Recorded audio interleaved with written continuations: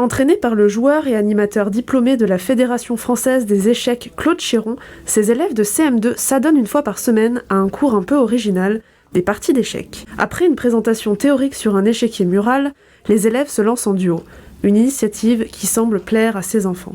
J'adore ce jeu parce que je le fais depuis que je suis toute petite.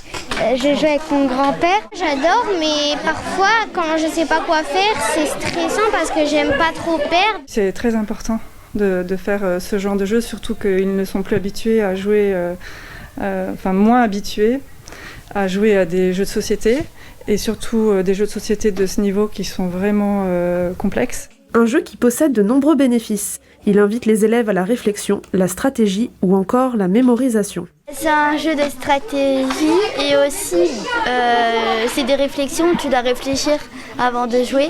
Et du coup ça t'aide aussi dans les devoirs ou à l'école. Parce que je trouve on s'amuse beaucoup avec nos amis.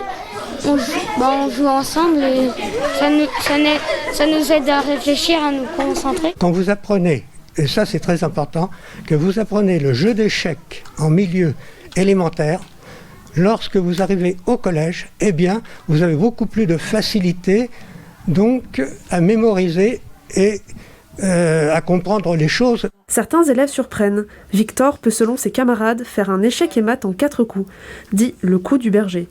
Espoir de la classe, il est souvent sollicité par l'animateur pour enseigner aux autres. Il a vraiment un quotient qui lui permet donc d'apprendre aux autres élèves.